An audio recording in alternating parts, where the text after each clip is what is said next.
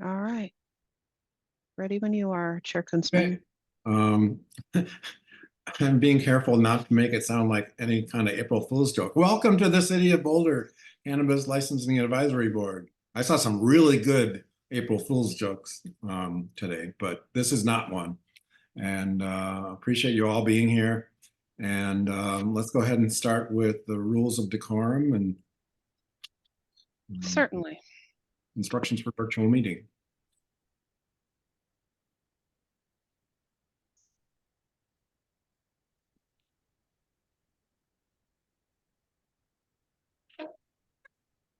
Good afternoon. The city has engaged with community members to co-create a vision for productive, meaningful, and inclusive civic conversations. This vision supports physical and emotional safety for community members, staff, and board and commission members, as well as democracy for people of all ages, identities, lived experiences, and political perspectives. More about this vision and the project's community engagement process can be found at the link on your screen.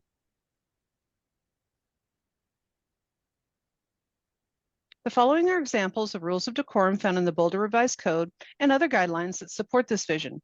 These will be upheld during this meeting. All remarks and testimony shall be limited to matters related to city business.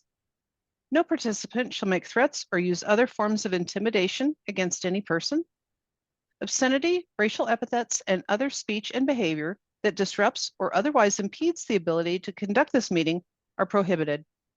Participants are required to sign up to speak using the name they are commonly known by, and individuals must display their whole name before being allowed to speak online.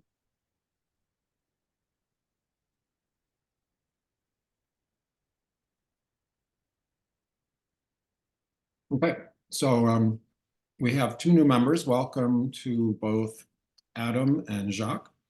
And Kristen T, are you doing the honors, I assume? Yes, we will. Okay. So we are going to have the welcome and swearing in of new board members, Adam Foster as marijuana industry member. And please, if I butcher your name, let me know. Jacques DeCalo. That's great. Thank you. You're welcome. So let's start with Mr. Foster. Mr. Foster, can you raise your right hand and repeat after me? I state your name. I, Adam Foster, Do solemnly swear or affirm do solemnly swear or affirm that I will support the Constitution of the United States of America that I will support the Constitution of the United States of America and of the state of Colorado and of the state of Colorado and the charter and ordinances of the city of Boulder, and the charter and ordinances of the city of Boulder, and faithfully perform the duties of the office and faithfully perform the duties of the office of a member of the Cannabis Licensing and Advisory Board, which I am about to enter. Of a member of the Cannabis Licensing and Advisory Board, which I am about to enter. Thank you very much. Would you like to give a brief introduction, Member Foster? Thank you. Yeah, I'll keep it brief. I appreciate it. I'm very happy to be joining the group and feel enthusiastic about serving on the board. Briefly, I'm a two-time CU graduate. I went here as an undergrad in the 90s, got an anthropology degree, came back for a law degree in the early 2000s. And then I moved back to Denver and was down in Denver for quite a while. And then my wife actually grew up in Boulder, went to Boulder High, really wanted to move back. So we did move back in 2021. And in terms of, and have been very happy to be back. We're down in South Boulder, kind of like Table Mesa and Broadway area. I've been a lawyer since 2004. I've been working on cannabis and cannabis policy since 2010. So really back when they passed the first comprehensive state law in Colorado. Had my own law firm for a while, worked at a couple different firms in different contexts, and went in-house with a cannabis company, Silver Stem Fine Cannabis, back in 2022. My employer is part of a joint venture and owns half of a processing facility up on 55th and Arapahoe, and we're making concentrates and all kinds of cool products up there. And I've been learning a lot about that part of the industry. But like I say, I have quite a bit of cannabis experience and some policy experience, but also very much looking forward to learning from this group and giving back to the community. And my preferred pronouns are he, him, and his. Thank you. All right, thank you very much, Mr. Foster. Mr. DiCarlo, would you please raise your right hand and repeat after me?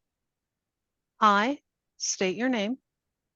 I, Jacques DiCarlo, Do solemnly swear or affirm do solemnly swear or affirm that I will support the Constitution of the United States of America that I will support the Constitution of the United States of America and of the state of Colorado and of the state of Colorado and the charter and ordinances of the city of Boulder, and the charter and ordinances of the city of Boulder, and faithfully perform the duties of the office and faithfully perform the duties of the office of a member of the Cannabis Licensing and Advisory Board, which I am about to enter.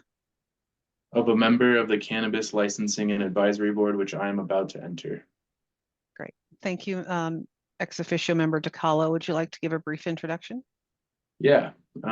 So my name is Jacques DiCarlo, born and raised in Boulder. I'm actually really excited about this board because it ties into what I got my bachelor's degree in. I went to Western Washington University, which was a liberal arts school where I got to do interdisciplinary studies and focused my major on hemp. It was titled Hemp Policy and Sustainability, understanding the legality of cannabis from when it was made or when it was first taxed in 1917 up until the Farm Bill in 2018, and then also researched I was familiar with Washington's cannabis policies because that's where I was going to school and trying to get into that. So I'm excited to learn more about Colorado's. I am familiar with it. I've read through the documents that were emailed out last week. So I'm just excited to learn more and give back to Boulder's community.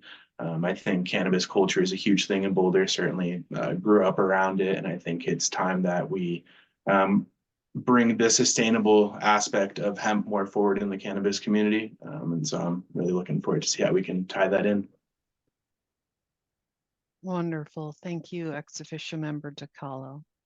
Chair Kunzman, when you're ready, I can call roll. Sure. And on behalf of all the members of the board, welcome to both of you. And we look forward to getting to know you both better. Adam, it's got to learn that hand up thing. All right, so let's go ahead and do roll call. Certainly. Member Christie? Present. Thank you. Member Foster? Present. Vice Chair Keegan? Present. Chair Kunzman? Present. Member Noble? Present. Ex officio member Thompson? Present. And ex officio member DiCarlo. Present. I did receive an email from member Green regarding her absence today. And she might be popping in and out, or what was No. your assessment? Okay, all right. It sounded like she had a part-time conflict, but maybe a whole-time conflict. Yeah, I did not get an indication as such. We have a Okay. quorum. Okay, good. Let's go ahead and start with next agenda item, general public comments for the board. Pardon me, Was that- Chair am I Kunzman, looking it's at the- actually approval of the Cannabis Oh, Licensing yeah, and you're Advisory right. Board. All right. Oh, that was hiding in between sorry about that. You're right. Does anyone have any comments, corrections, additions, subtractions to the minutes from the March 4th meeting?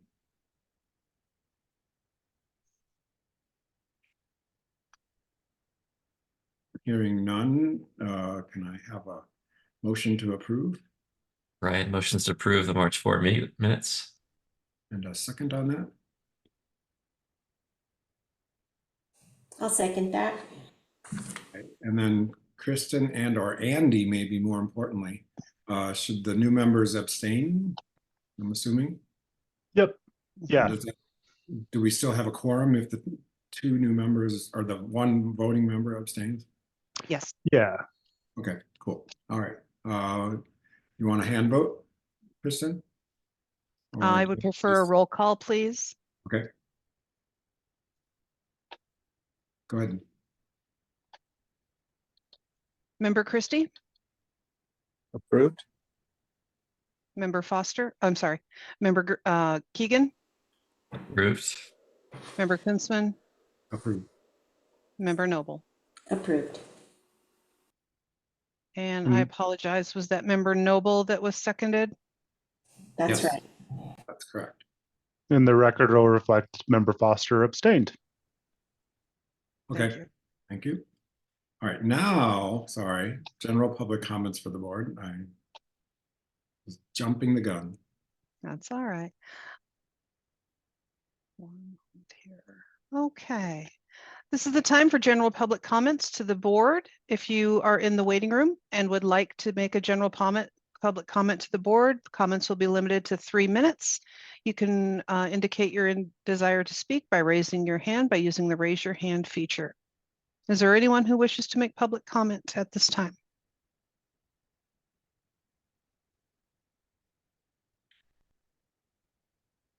Last call for public comment.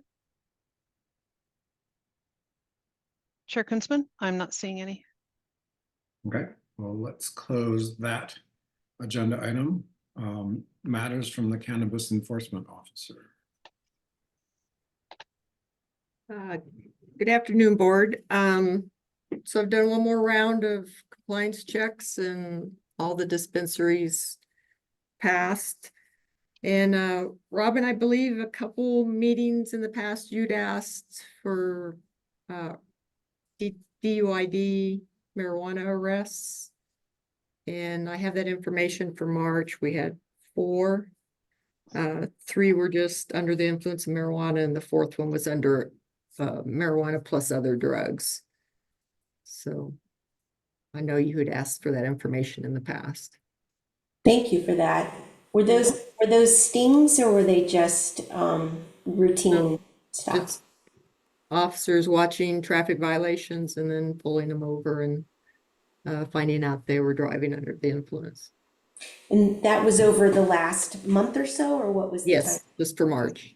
Is that pretty typical?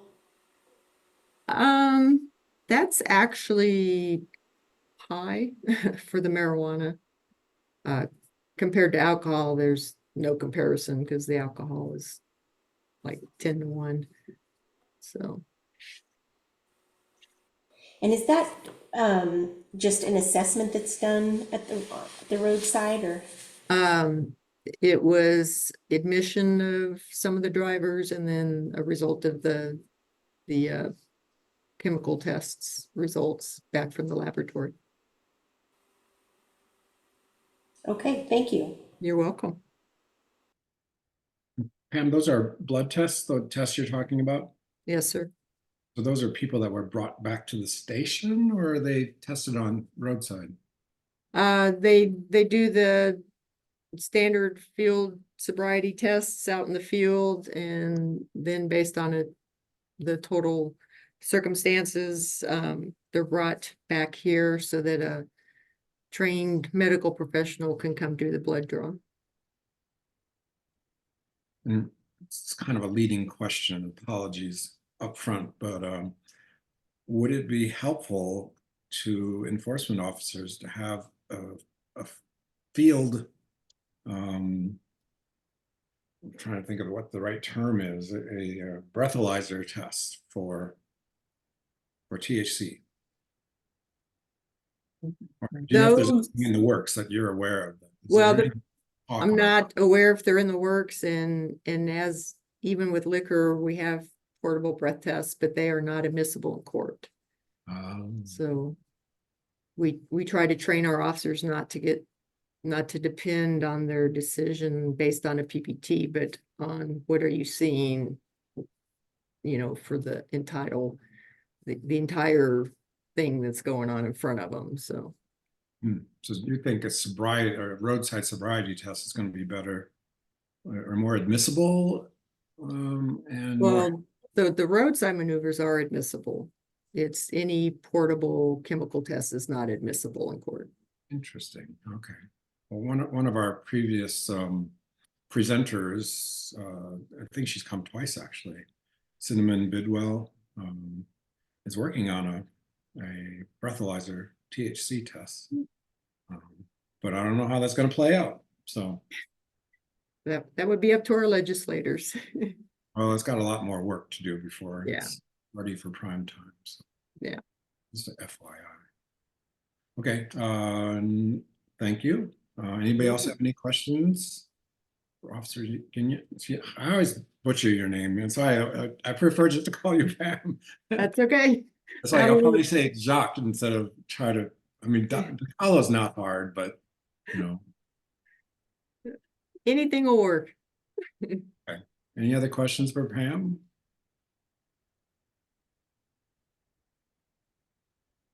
Okay, thank you. So now we're on to agenda item 4, I believe. Correct me if I'm wrong, Kristen T. Although I guess you're the only Kristen today, right? So, so policy suggestion from Fresh Baked LLC about Yes. cannabis. This is the public comment for the policy suggestion form received from Fresh Baked LLC regarding cannabis drive-throughs. This is step 2 in the policy suggestion process. Yes. You want to see if there's any public commenters? That's what I'm going to be doing. If there is anyone here to make public comment for the policy suggestion form and agenda item number 4, suggestion from Fresh Baked LLC to allow cannabis drive-through, please use the raise hand feature. Public comments will be limited to 3 minutes with a Google timer on screen. Do I have any comments?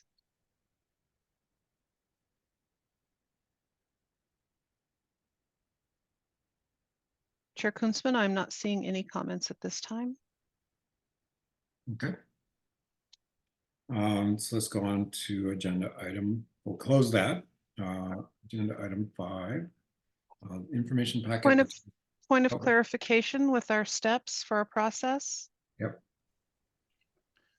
Yeah, I'll jump in. Chair Kunzman, this is obviously a new process for us, but the second CLAB meeting, so what I believe the board resolved, and I apologize, I was obviously not at the last meeting. But the board resolved that you would take public comments, and after public comments, you would deliberate and decide whether to advance the proposed change to your next memorandum to council, or B, not add the proposed changes. And so if there's reason to table this or delay this, that's fine, but I just wanted to reference that portion and see if the board is ready to do something with this. So and if I may, Chair Kunzman, I just wanted to say real quickly to Member Foster and Member DeCarlo, I'm Andy Frohart, my colleague and I, Rewa Ward, support this board. I have now moved off of this board, so I'm just pinch hitting for your real counsel, Roberta Ramirez. And Member Foster, we had a case against each other. I don't know if you remember that. That was years ago. But it's a pleasure to see you again. You're one of the few opposing attorneys that I am legitimately happy to see again. No, I'm just kidding. I'm just kidding. It really was a pleasure working with you. And so I just wanted to say hi again and just, yeah, it's good to see you. Likewise. Welcome. Yeah. Thanks so much. No, it's very nice to see you.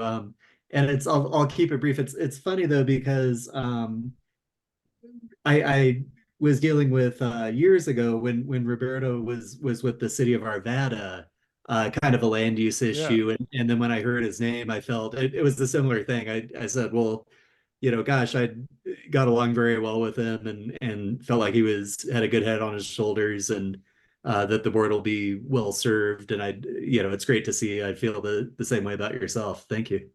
Yeah. So yeah, just context. I'm the backup.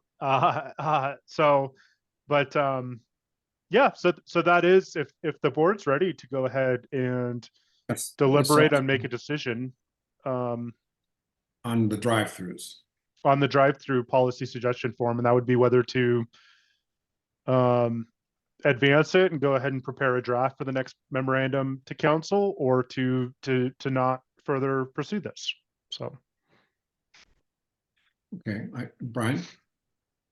Yeah, I just want just clarify. There is a on page 22 of the reading packet. There is a again, like under our new process here, there is like a staff memorandum, staff analysis here. So I didn't know if when was the right point to broach that staff analysis, is be now or later. Yes, now. Okay, let's do it now. Who wants to do that? Or just one of the staff want to summarize, I mean.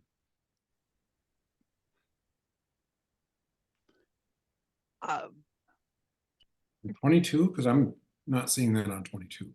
It's actually on 23, Chair. It's just the subject starts on 22. And I guess I would ask, are you asking for comments on what the city submitted here? Or are you asking for somebody from the staff to reiterate? I think to start with, is there anybody from the staff that wants to reiterate the highlights or whatever? Andy, were you involved in the? I was not. Rewa came off mute, but I mean, I can recap our analysis unless Rewa would like to take over.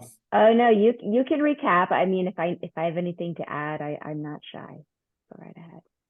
Yeah, I think the essence is, there's nothing that would prohibit CLAB from making the recommendation to council to implement a change. I think the crux of it is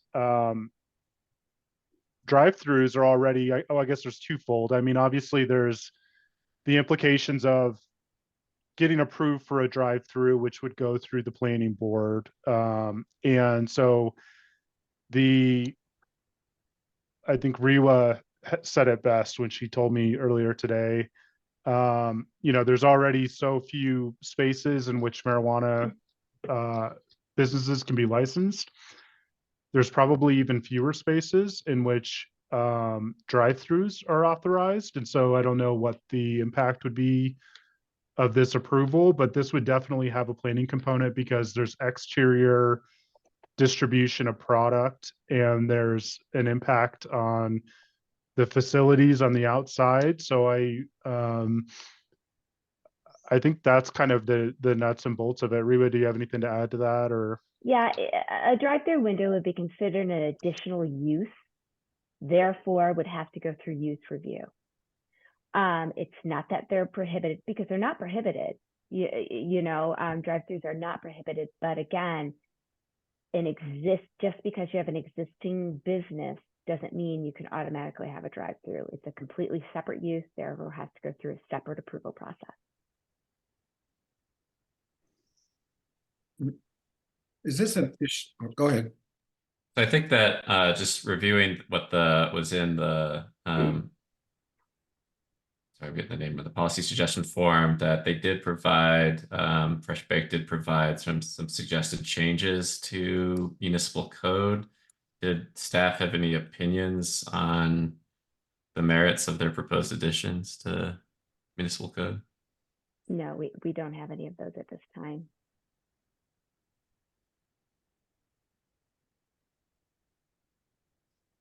I think, yeah, Brian, if we were going to go pursue this, I think in the informational memorandum, we would need to delve into that a little bit deeper.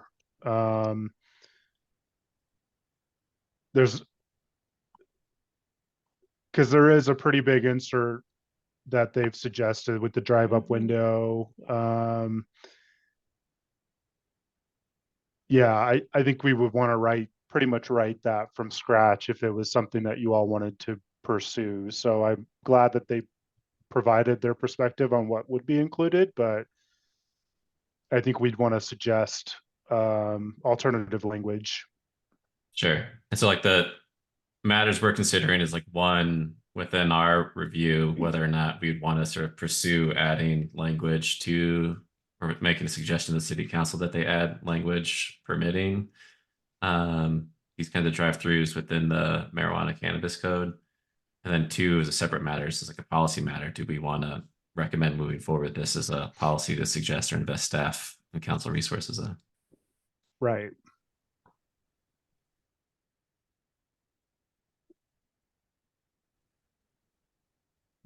I see Adam saying that.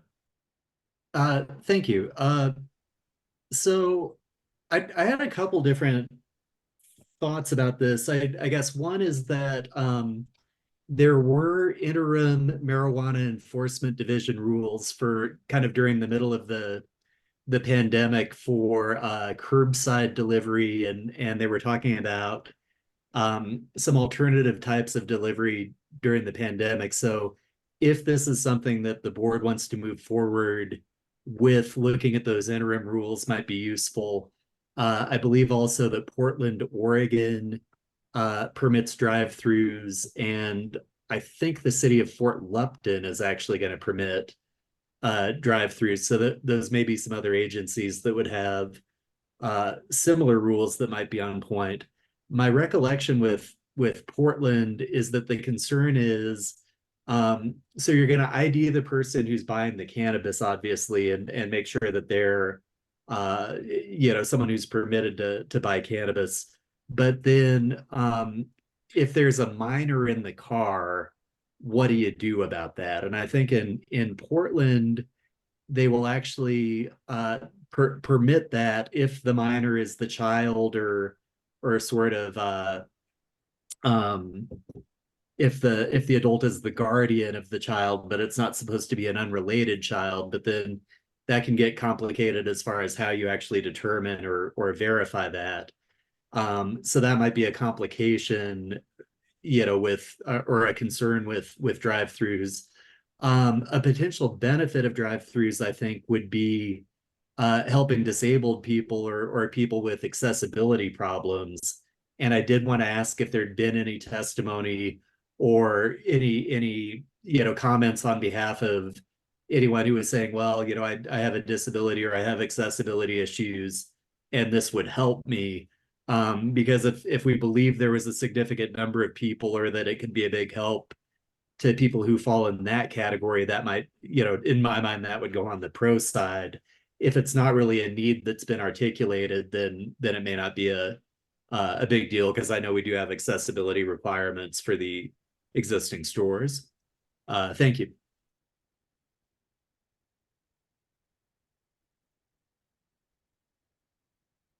Comments? Go ahead, Kate. Yeah, I was just going to ask, what were the curbside allowances in Boulder during the pandemic? Is anybody here that knows those? Kristen, maybe a little smile. I would have to go back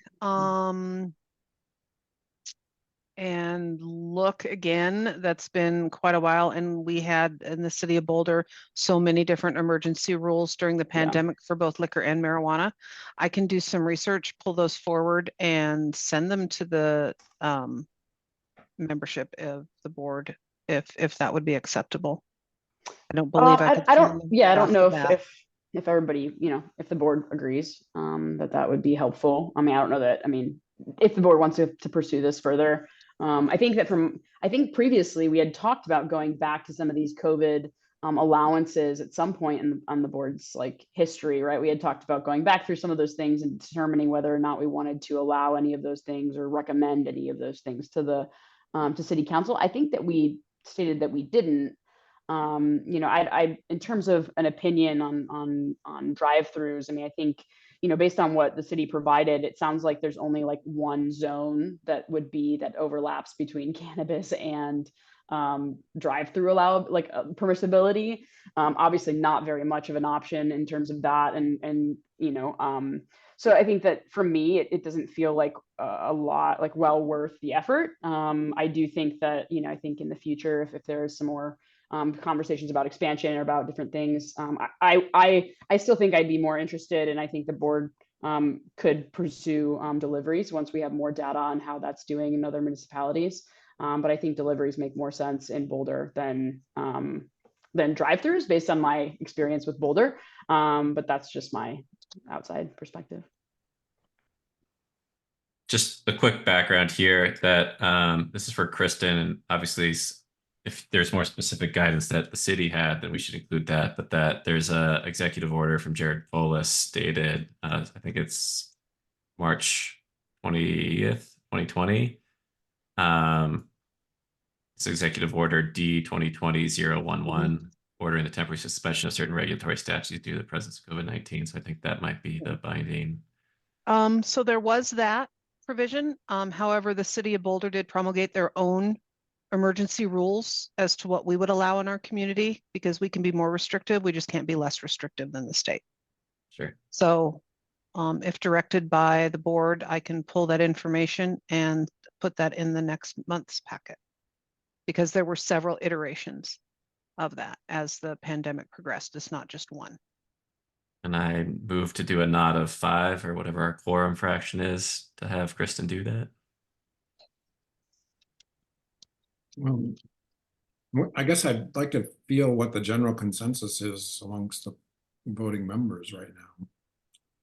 I mean, if it's a, if we're not leaning that direction, then I don't want to have Kristen. I find it interesting that nobody from which one is it? Native Roots, or sorry, Fresh Baked. Excuse me, Fresh Baked. So I was going to say Native Roots too, but it's Fresh Baked Colorado. Because we do have someone from Native Roots on, but They did public comment last month. No. All right, so Tom, to your question, like I have been like persuaded by Robin and other folks that, and even like the staff analysis here, that the sort of the conditions for drive-throughs are extremely strenuous here. I don't know that we as a city want to be necessarily investing in building out more subsidies for car culture. It's just my own personal policy preference. But I think that for things like accessibility, if there's curbside delivery, like I'd be open to like those as like policy options to explore. But I don't know that drive-throughs is the top of my policy priorities right now. Right. I think I feel the same way as you, Brian. Robin or Michael, or Adam? I'll just quickly say that what I said last month, that, we've got businesses who really tried hard to get drive-throughs passed in Boulder, and the answer's been no for a variety of reasons. But the main thing is that we're not a car-centric, or we're trying to be less of a car-centric community. And so for those reasons, I would say I wouldn't want staff to put in a ton of resources on this one. I would actually be willing to look more at a curbside situation if that's warranted and needed. But I don't love drive-throughs.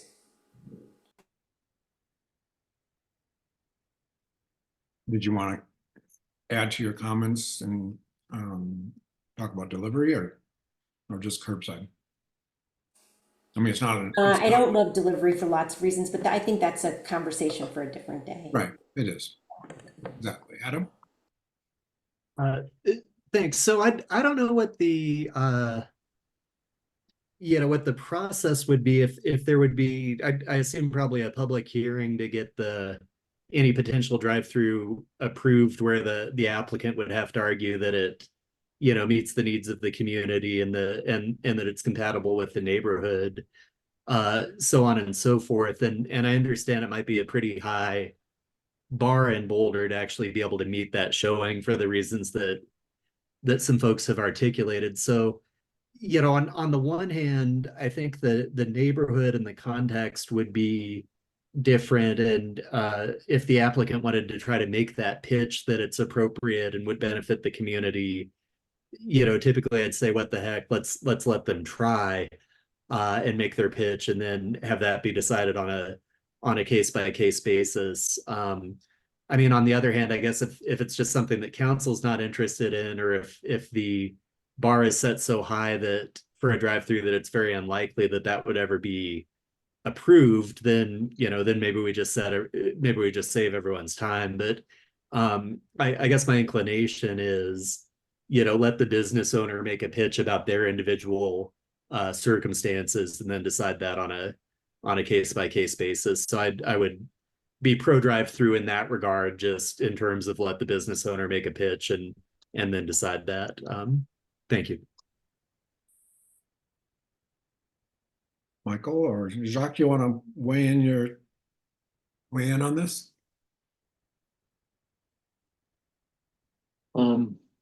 Yeah, I think going in favor of the comprehensive plan and not supporting more vehicle miles traveled is an important thing to take into consideration here. Yeah, and looking at the zoning of it, it would have to be important. So I agree with most of what's been said.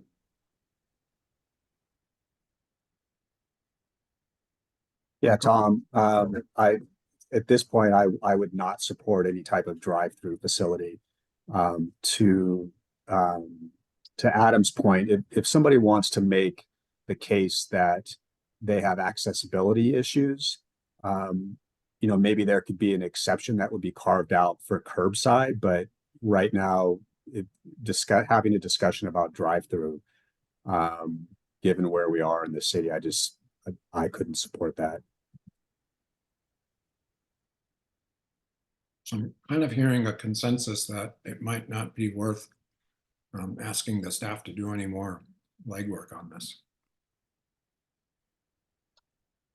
Is that Brian? Yeah, my recommendation would just be I would be willing to suggest tabling this particular request, but I would be open to a compromise where we revisit and try to provide options for curbside delivery for rationales under accessibility. And so my suggestion would be that if we could direct staff to come back with an analysis around making the COVID exceptions permanent and what would be some options under that kind of logic. Rewa and Kate had your hand up, but you took it down. Oh, Yeah, I was just going to talk about curbside as well. So that's okay. Brian got it. Rewa? You're mute.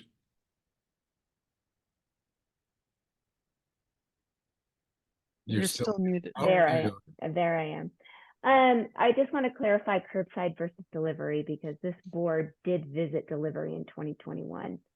I can grab that memo and the proposed ordinance and get it to Kristen for your next packet so you can see what came of that discussion way back when it was on delivery and the transporters and the whole, because if delivery were to become a thing, we'd have to have a transporter license. I mean, there's a lot involved.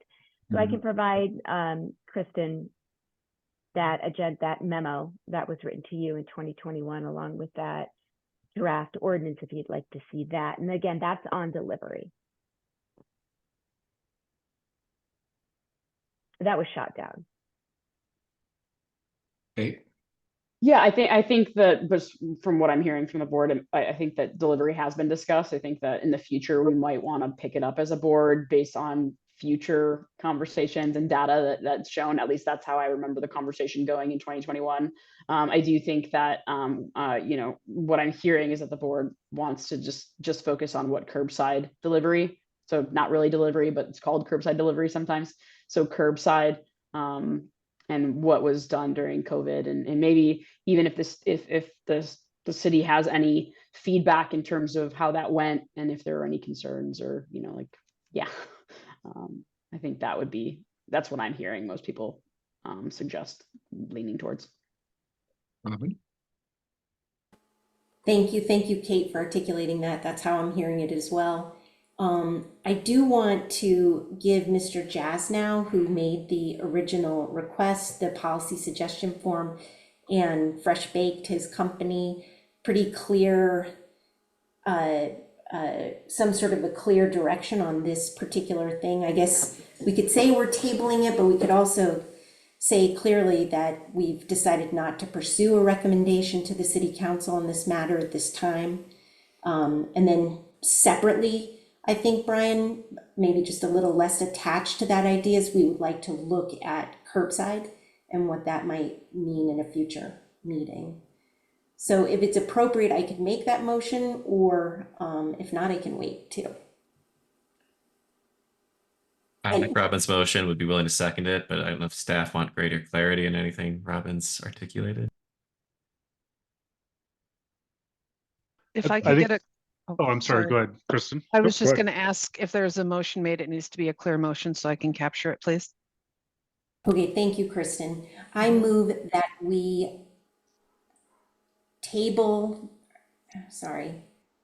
I move that we notify Fresh Baked and Mr. Jasnow that we are not going to pursue a code change to accommodate drive-through service at Fresh Baked at this time.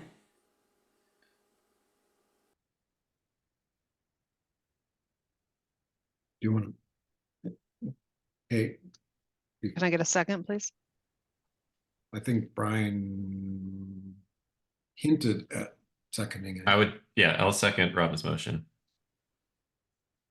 Okay, discussion. Okay, I was just gonna say, you said specifically at Fresh Baked. I didn't know if that was, if you wanted to say, you know, in the city of Boulder at this time or something like that, to that effect. Yeah, I think that I'm kind of nervous with the motion, but yes, definitely. well, it seems it should be broader. It should be broader. Yeah, so I does think with that- that friendly amendment, just strike that like last part about at Fresh Baked. Certainly. So the board will notify Fresh Baked that they're not using the code change to accommodate the drive-through at Fresh Baked at this time. Change to the board, move to the board notifies Fresh Baked that they are not pursuing a code change to accommodate drive-throughs in the city of Boulder at this time. Do we need to provide Sounds right. reasoning to them, or they can listen to the minute or the discussion? I think you can direct staff to provide a notice, just an email notice to them to update them on the development if you'd like. Mhm. Okay. Any other discussion? And then just following up, Robin, I apologize if I'm stepping on your toes here, that if we could have staff come back with any research around curbside, COVID or otherwise.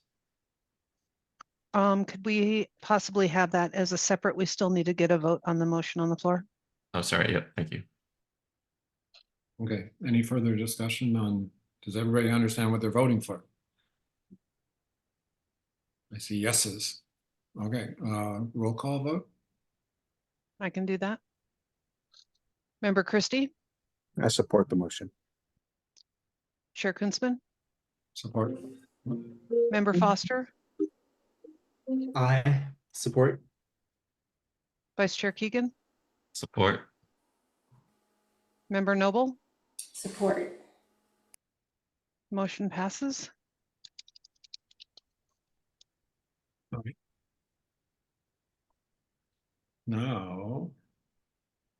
Now, if I'm not mistaken, Paul's or agenda item 5. Is there anything else we need to do on that, Andy, to Not, close the loop on that for now?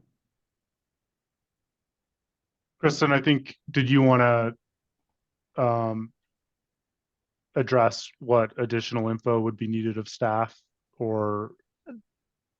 they could either do it here or they could do it under members, their agenda item 9. Yeah. Okay. I just don't want to lose that opportunity for Vice Chair Keegan's comments. That'd be the more appropriate place in the All agenda. right. I'll bring it up in members from. Perfect. Thank you. Okay, anything else to close the loop on that issue? We're good. Andy's thinking hard, I can see. I'm sorry, are we moving on to the next agenda item? Is that agenda Is item there 5? anything else we need to do? Since it's kind of a new process for us, is there anything else we need to do to close the loop on that issue? On agenda item 4 or? Yeah, 4. Yeah, I think we're good. I think the motion passes, and so staff have the direction we need, and if they want to bring up the issue sometime next year or at some subsequent date, they can try to do that again, but I think that's resolved for now.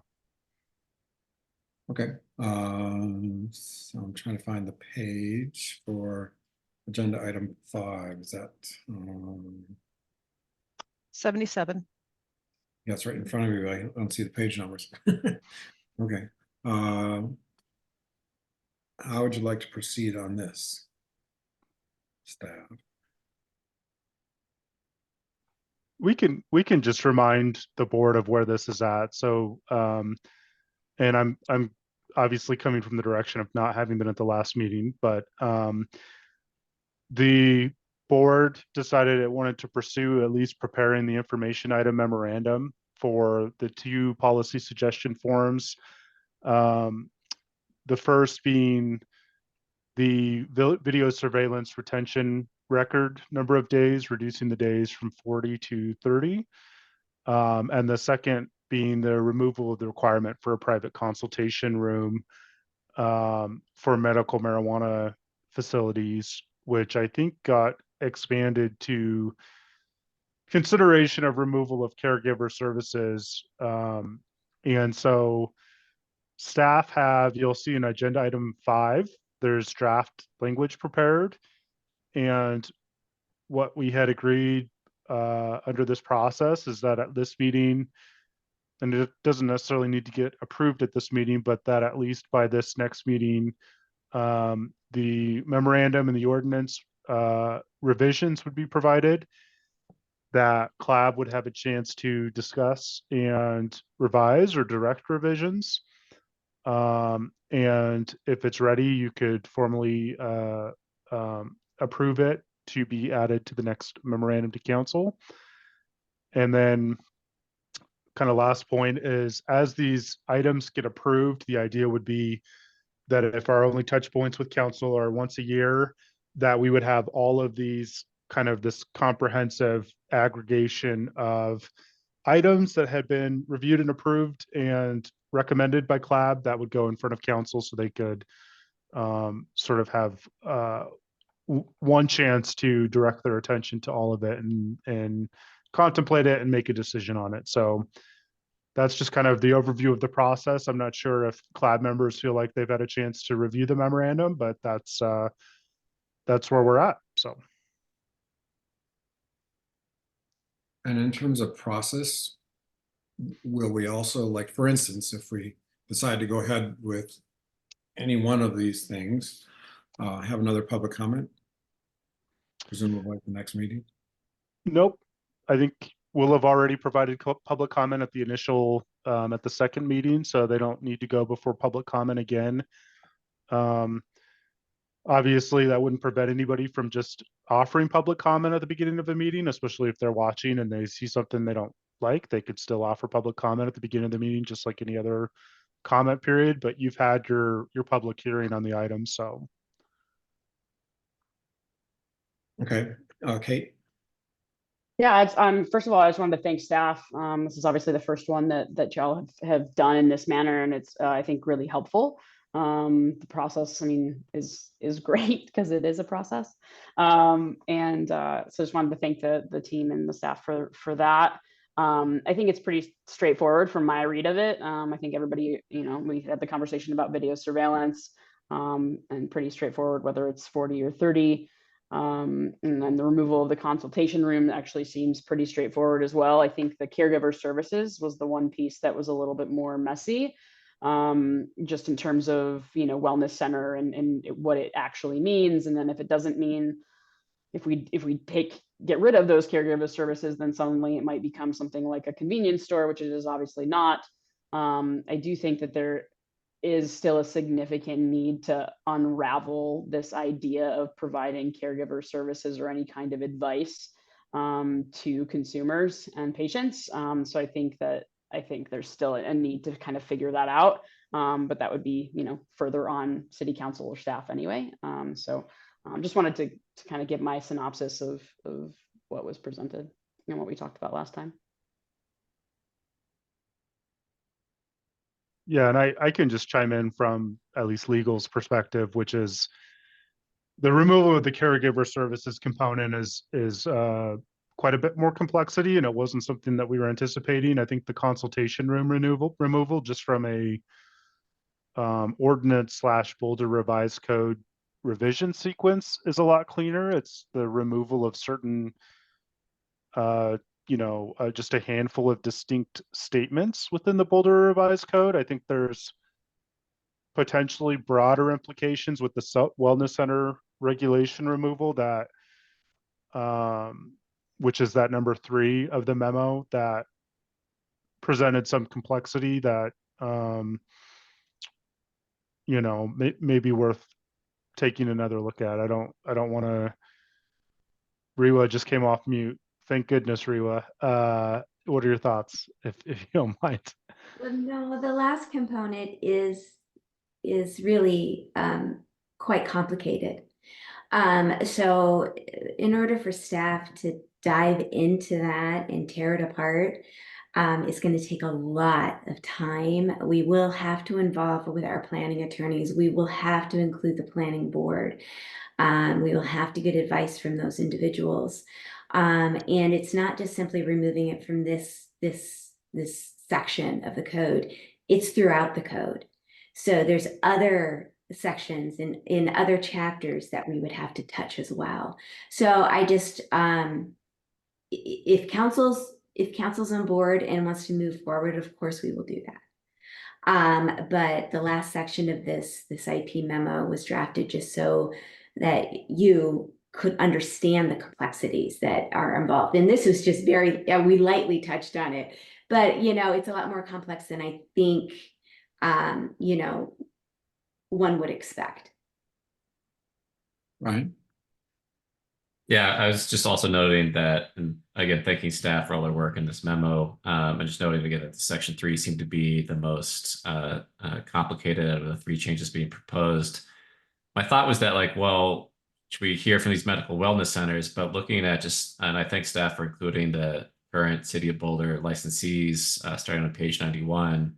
I believe there are 5 current medical wellness centers licensed in the City of Boulder, and all of them are also doing business as recreational dispensaries. So we should absolutely get the letter of the law right on this as a policy matter, but I think the substantive impact would be small in terms of the short thing I'm saying here is there's no medical wellness center here that is not also a recreational dispensary. So that substantive impact might be low, but that doesn't mean that we shouldn't do this right and get that 3 tied down nicely.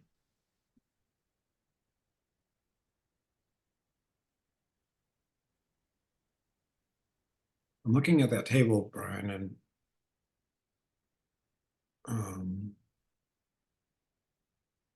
it's on page 90, right? Not 91. Or are you comparing the 90 versus 91?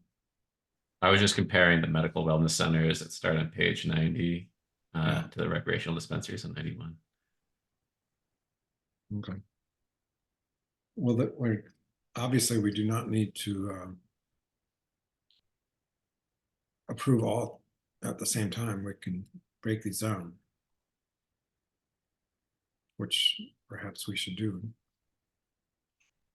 So I guess this is a question for council. Is there in this memo what's determined? It's like separability. Can be like we do the easy one with the surveillance and move that along, or is it worth? I recognize the Andy's earlier argument trying to package these together and make it easier for council's attention.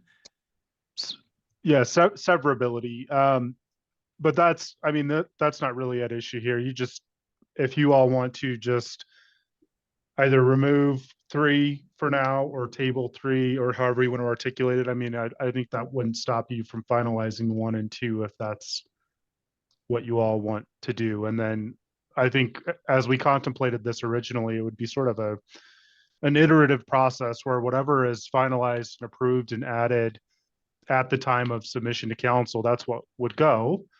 And so if that's, missing a piece of this, that could be the case, but I don't know, Riwa, if we have a better idea at this point of when this would go to council, but this would be the type of thing where maybe if you wanted to explore 3 further or further flesh that out, at least for now, that could be temporarily removed and then potentially wrapped up before it went to council. So. Well, my understanding is that we were gonna get this to council ASAP. I'm not sure if it's been scheduled yet. Kristen Teague, do you know if it's been put in Novus on, it's an IP packet. It's easily added to council's agenda, just so the board knows. It goes under the information items on their agenda. It's not up for discussion at a council meeting.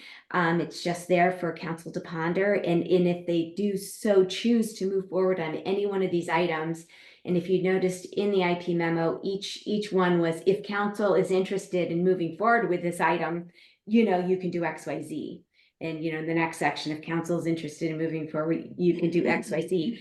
So it's not all or nothing with council. Council, a council member can bring it up at CAC, or send an email out on hotline regarding it, and then CAC will address it, and CAC will put it on agenda, which means that's when staff drafts the ordinance and gets it on a calendar for a future meeting. So all of these items can stay on the IP altogether. Council can peel them apart separately, and give direction on each one independently of the other. So it just depends on whether CLAB wants to include that third item in the IP packet, which I think is gonna be scheduled shortly after you guys approve this, after the board approves it. And to chime in as to your question, Rewa, to my knowledge, it has not been added to Novus because we're waiting for CLAB direction. Okay, Robin, you had your hand up at one point in time. Go ahead. You're mute. Sorry about that. I think that the opportunity here is for our board to make a decision. So we're giving advice to council from this point. I'll tell you what I'm comfortable with. I'm comfortable with the changes going from 40 days to 30 days to align with the code, because for the benefit of the two new folks here, we heard from Pam Gagnog, who was on, Officer Gagnon, who was on earlier, saying that she didn't think that was going to have a material impact on their ability to do a good job. So that I'm comfortable with. I'm comfortable with the taking out the rooms requirement, because we heard that that's not going to create problems. And right now, those rooms are not being used at all, and they're just not helpful. This other part, I just don't know enough to comment properly about how that's being used, and so I don't want to cause confusion. My concern is that we are giving consumers the best information that they can get, and that they're never confused by the setup. So this is where my limitation as a non-marijuana consumer comes into play. So I really can't comment on that third piece. But on the first two, I'm comfortable moving forward. I do think that the board should, however, give advice on the third one to council.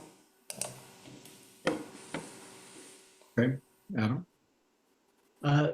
Thank you. So I may not be totally understanding the rationale for the requirement of having the separate room or the wellness services. And I guess the question I'd have is it something that was passed in 2010 before adult use retail cannabis existed? And is it now kind of anachronistic given all the changes in the past 14 years, or does it still serve a particular purpose? If it's something that doesn't really serve a purpose in light of how the laws changed and evolved in the past 14 years, then I would say recommend getting rid of it, and council could either, they could amend the code as they see fit, if they see fit.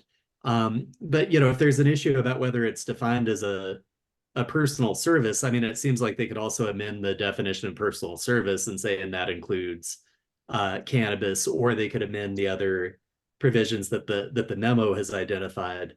But I guess from a practical standpoint, I'm not really seeing the purpose of having a room where someone can go to receive medical advice if going to the dispensary isn't really the proper place to receive medical advice.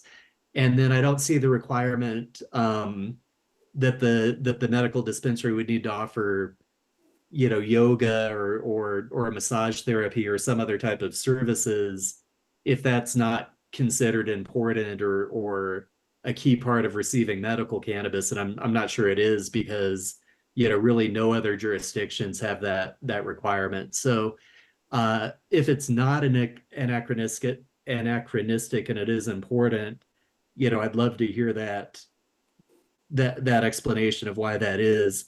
If it is just kind of something that made sense in 2010, but circumstances have changed, then in my opinion, the recommendation should be to remove that requirement. Thank you.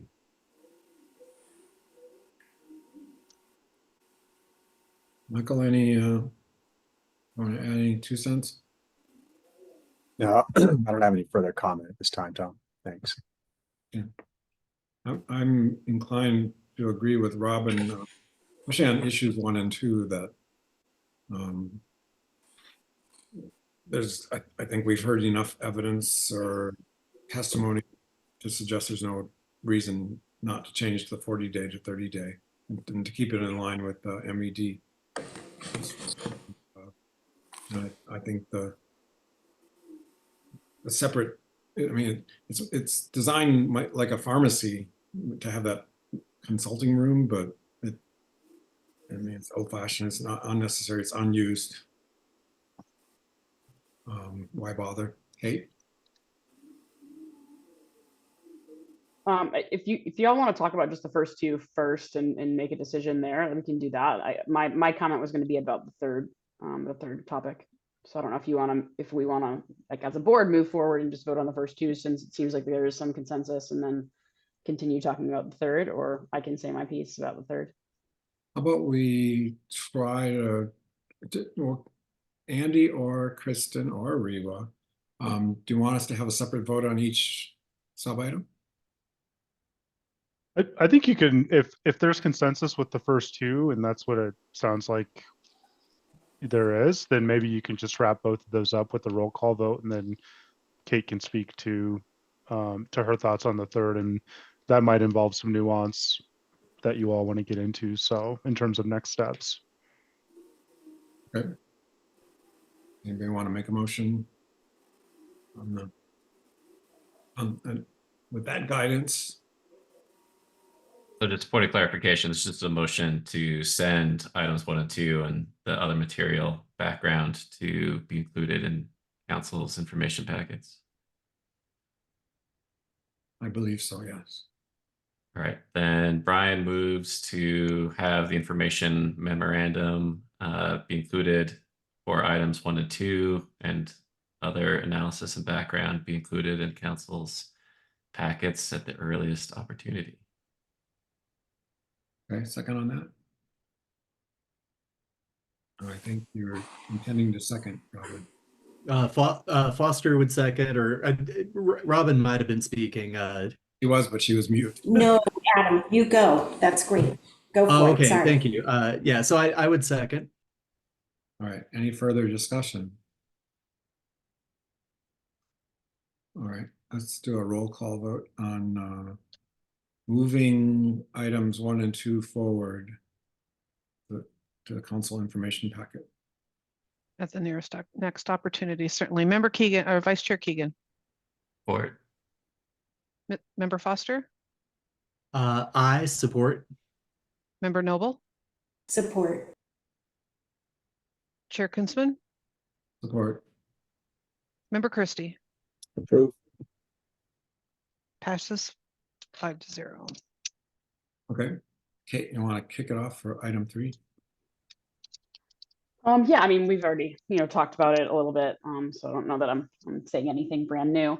And I think I've said it before. I think, the entanglement that the wellness center / personal service use has brought like multiple layers. The MAP, the Marijuana Advisory Panel, back in 17 also kind of bumped up against this as well. I think at some point, and I know this isn't going to be an easy thing, I do think at some point the city, I think, could revisit what like marijuana centers and like dispensaries should be qualified as. I think it's going to be an evolution. I think it's going to continue to change. We talk about, you know, like not right now, but delivery or consumption or those kinds of things. And as more data comes, you know, I do think that that'll change. So I do think potentially carving out and I don't even know what this looks like, so I apologize in advance, but like creating a use for cannabis that is specific to cannabis makes the most sense to me, because then you can pick and choose what you liked about personal service and what you didn't.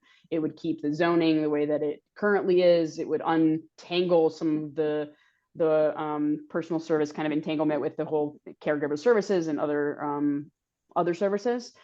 So that's just kind of my 2 cents. It has been for years. I know it's a huge undertaking and it's really not ours, but I would always root for kind of carving out a space for that makes sense for cannabis, because it is different, especially in the city of Boulder. Right. This is far from doing any kind of actual legal due diligence, but just reading the municipal code for section 61417 locations of medical marijuana businesses that was identified in the memo here. They list the dates and times of these memos, ordinances when they were passed. And so I can't link to all of them. But that the last time that looks like anything was actually touching the section about these wellness, the wellness center regulations was 2014 or before. So it probably is coming in under a logic of either the 2010 legalization, but probably not the Amendment 64. Oh, I can tell you it was it was drafted in 2010.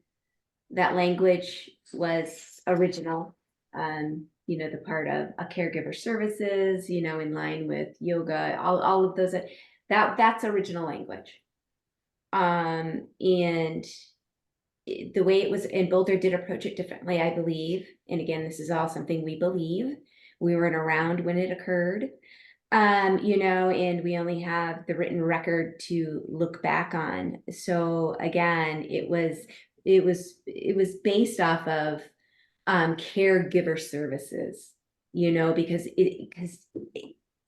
at the beginning, only you know, a patient or a caregiver could actually have a medical marijuana license, right? That was the original language.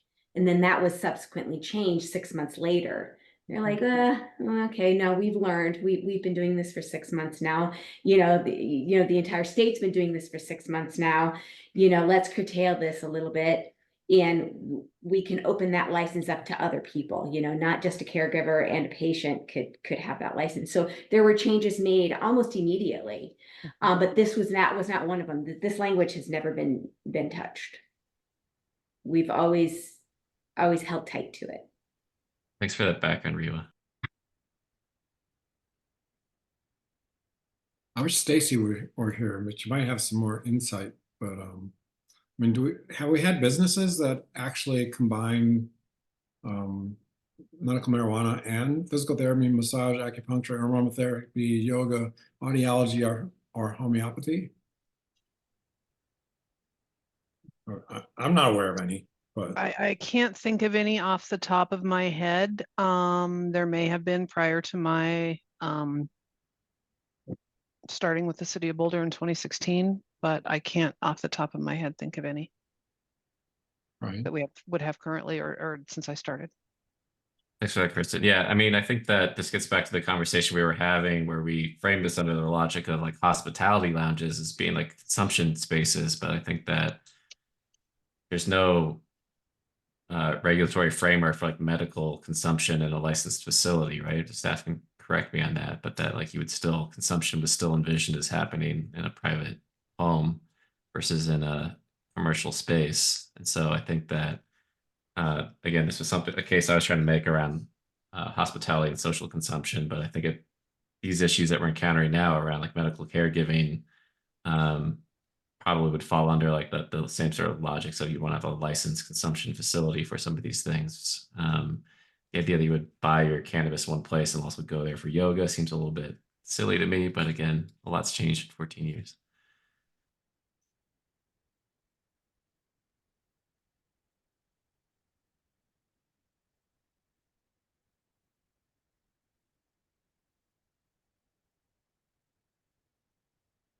Right, I'm not sure how to proceed, because I mean, it seems like a non-issue. Was this requested in the, we don't have the policy suggestion form for that, do we?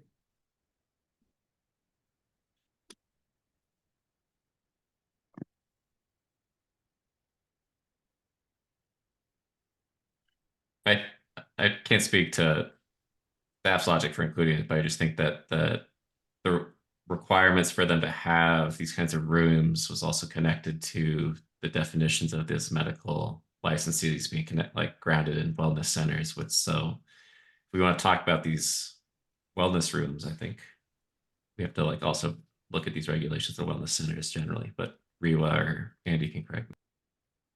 Native Roots policy suggestion form. I lost it there for a minute. Policy suggestion form pointed out these particular code sections, and one of them has to do with this caregiver services. So striking that from the code. And is that in this month's packet? It was specific and separate from the room as well. So each one of these really are separate ideas, separate issues. Right, I just want to see how they. It's in the March packet. It's on page 31 of the March packet. I think there is a practical effect though, because if there's a space limitation on the medical center, and there's a requirement to have this dedicated wellness room that few folks ever use, again, if there's not a current need for a wellness room, then by removing that requirement, it would free up space that the business could use in other ways, whether that's for an employee break room or storage or expand the premises, whatever they could do within the code, they'd have more options. So I think there is a potential practical effect in that regard. You said page, thank you, Kate, you said page 31. That's 28 is the one from April, and then there's one on page 31 from November, but it is actually 28. Oh. That's the one that I should have pointed you to, but it talks about both. And to I mean, Adam's point, I mean, obviously the practical nature of the room versus kind of this, the main reason we had talked about it last month about this part is just, confusing bud tenders and people in the stores, as well as patients of what's going to be offered in these businesses. What is the practical, change at this point? I don't know that there is, except for clarification. So I don't know that it is worth the effort, although I think when is it going to be worth the effort to do it? So yeah, I think it's whether or not, again, it's just a recommendation that we have to move forward. City Council would make the ultimate decision on potentially how to do it, and maybe that is something that we can craft in a nuanced way. But I mean, obviously I have no vote, so whatever y'all want to do.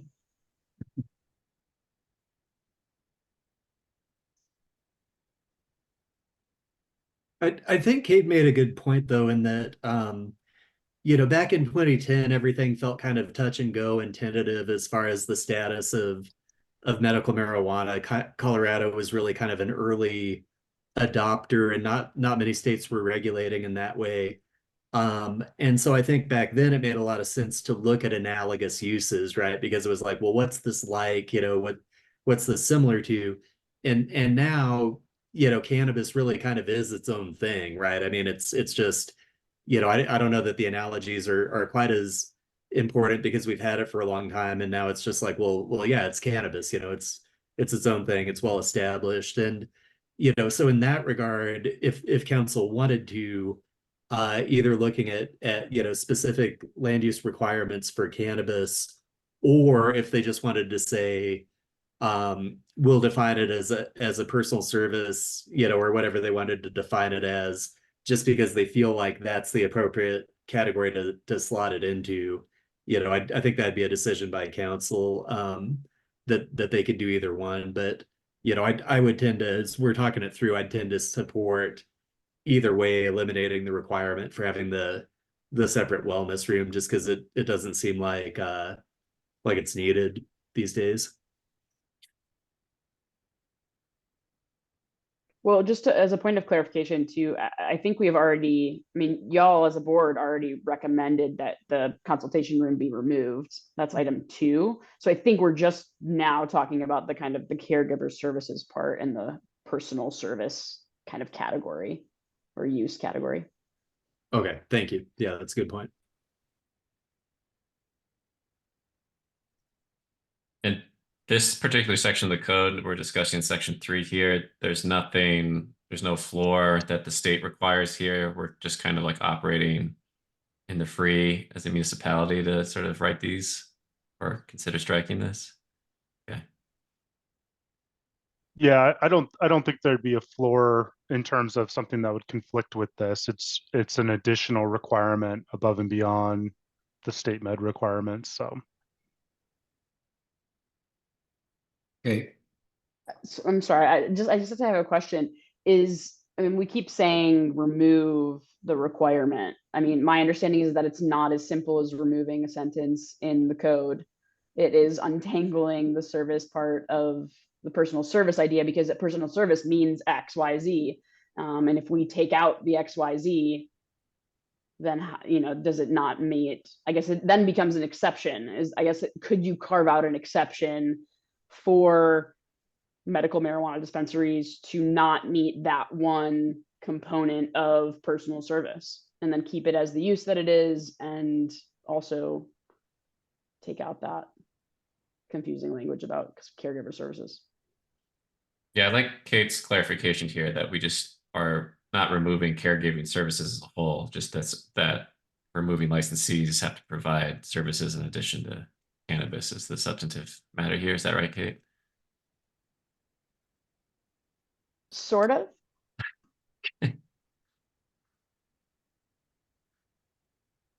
Yeah, I think I just wanting to understand, I mean, because removing that part of the code and Riwa, correct me if I'm wrong, you're the one who kind of understands this a little bit better. I mean, obviously it's more complex and we probably don't know 100%, but you're saying it's tied into multiple other areas of the code.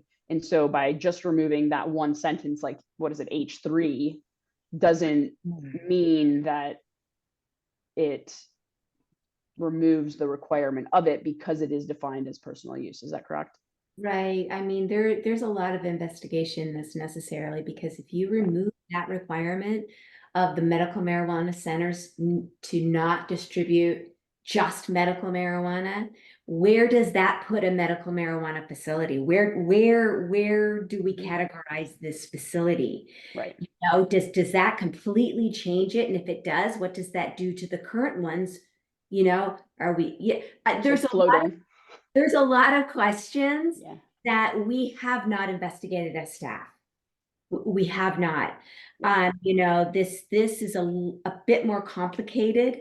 And like I said earlier, it would involve our planning people and their expertise to understand exactly what it would do. And, we might come to a conclusion that, okay, it's not going to do a whole heck of a lot. I think we would be okay, but we don't know that right now. Yep. We're looking at this and it possibly could be, the other extreme. So we've just never investigated this before. Would it be helpful to staff for us to ask you to look at the ramifications? We don't want, that's going to take a lot of staff time. I mean, a lot. It's not just me and Andy or me and Roberto. it's several other attorneys and paralegals in my office, and it's planning staff, the director of planning, Carl, Charles. We've got, you know, many other staff members that would have to become involved. So and we put in all of this staff time, and council's not interested in it. I just, you know, before we commit to hours and hours and hours worth of time and meetings and getting the planning board involved if needed, I would be interested to see if council is interested in it. And how could we determine that? What would be the easiest way? This IP memo right here saying, hey, council, are you interested in this? If you're interested in this, let us know. Staff will do more research. Okay. Right. Yeah, I mean, I'm torn now because I think Rhea was providing a lot of clarity here that we should just get direction from council whether or not they want to explore this, and then we can come back and like have an in-depth discussion and maybe have folks like Stacy, folks from the community provide input on like how and whether we should adopt this as a great forum for those conversations. But I'm inclined to, yeah, just include number 3 here, as staff has already written, and send that along to council as well. So we can get some direction from them. We can convene those conversations, deliberate on them, and then make recommendations. Okay. I'm looking to 3 of you who haven't said much on, well, Adam has. Robin, Michael, Shock, anything to add on? Yeah, I guess I do have my medical card, so I have gone into both recreational medical dispensaries, and there really isn't anything that they're providing other than it's just yeah, it's like pretty much the exact same. So I don't see any necessity to have this. And in regards to the having a private consultation room, like if you go and get your medical card through someone who's licensed to a practitioner to give that to you, that's really where you're going to get the medical attention. It's not like you're going to go into the dispensary and then ask someone who's a bud tender for medical advice. So I agree that that's not really a necessity either.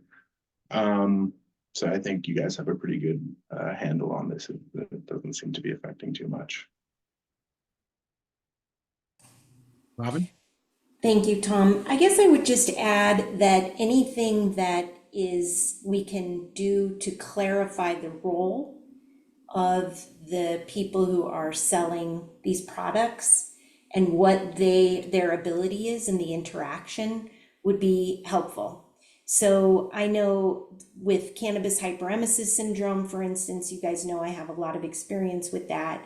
I do know of some people who have tried to reach out to medical marijuana centers to get advice, and they haven't gotten the right advice. And I know that the folks that petitioned us originally said that they were concerned that there's confusion created, at least in the consultation rooms. So I'm glad we're moving forward on that particular piece of it. On this other piece, it just seems like a lot of detail and logistics on the side of the city to figure out how to categorize these businesses if we don't continue this requirement. So I'd like a little more time to think about it myself, to try to understand if this would remove some confusion, create more clarity for the consumer, and or if it would potentially, if there's some downsides. It seems like, again, it's a little bit of an outdated model. So I would, look to you guys for more guidance on this. I'm happy to put it in front of the council to say, do you guys want to pursue this? And certainly don't want to waste staff time in the interim if this is not going to go anywhere. Rhea, what do you feel like there's enough there to city council to deliberate and give direction? You mean enough information included in this IP packet for this particular subject? Yeah. Well, it's enough to open their eyes, and if someone's interested, you know, this is, we have what we consider a new council. You know, there's personalities we're just not sure of yet, right? Or haven't heard them voice certain things. It might, you know, interest one of them and they can push this along, and, you know, council would be willing to hear it. And then, of course, give direction to staff to move forward and find out, is this as complicated or is it not complicated? What, you know, that's a great question. They might ask for more information, which of course would be, hey, staff, go find some more information. We want to be more informed, you know, and that would be that direction that we're looking for. I can't say if it's enough or not enough. You know, we did the best we could to introduce the subject to them without bogging everything down. Yeah, you can't predict what city council is going to do or not do. I understand. Adam? So quick question, and maybe it's not this simple, but this will help me understand. So if the use is falling under the personal services category currently, and I did see in the memo that one example of a personal service is a pharmacy. And, you know, if we're looking for somewhat analogous uses, that does seem somewhat analogous.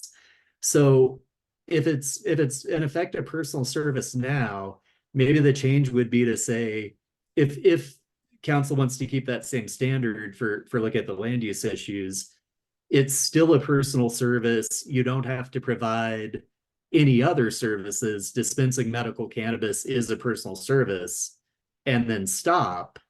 Then would that be a simpler change that wouldn't require as much analysis, or are there other aspects to it that I'm, you know, glossing over by framing it that way? What?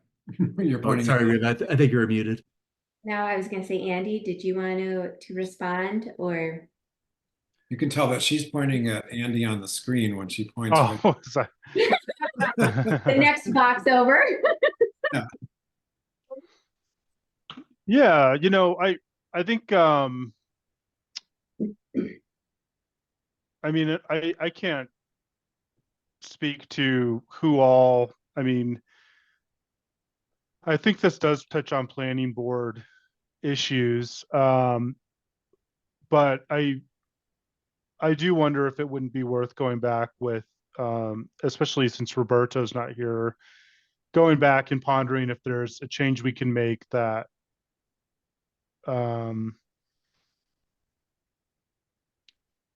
you know, kind of like you're saying, Adam. I mean, if we can insert that sort of clarification easily and what the waterfall effect is, I think Riwa's point was that there's a lot of people that need to have some sort of involvement at this, and I don't know when that time is appropriate. But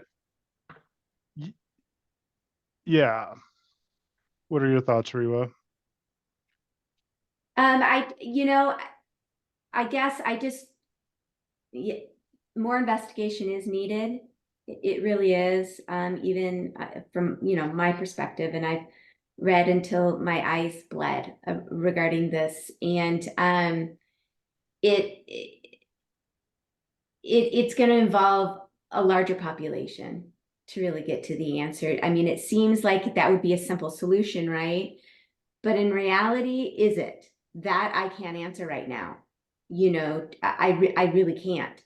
A greater mind is needed in order to flesh that out, you know, and it's really qualify as a personal services use, and it be allowed by right in the location where they're now located.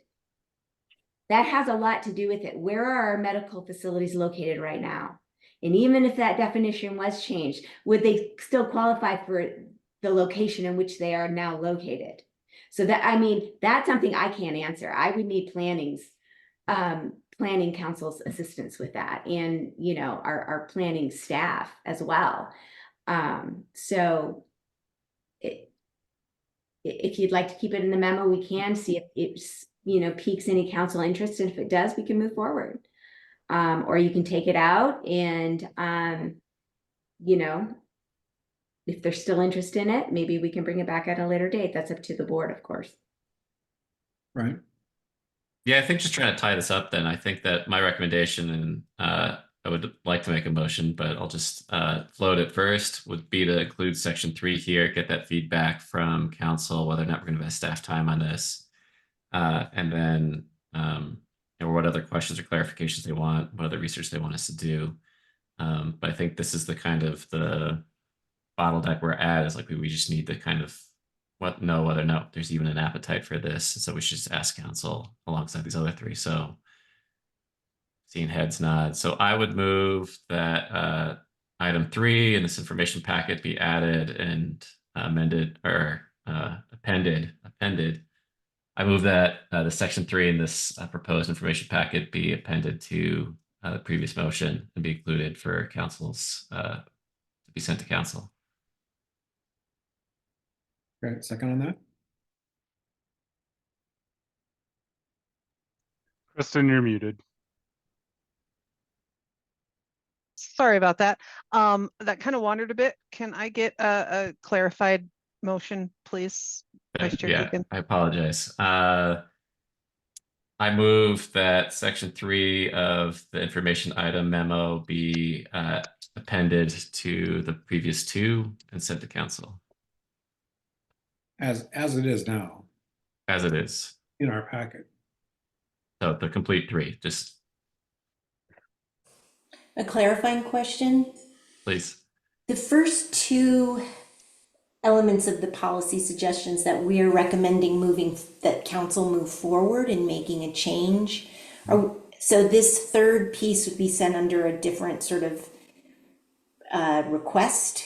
Or is it just a part of these 3 things? Because I think we're asking 2 separate things. I think we're asking them to move forward with the language changes on 1 and 2.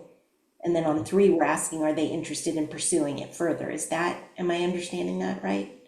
I think we clarify that we're recommending moving forward on items 1 and 2, and the number 3 is for your information only. Got it.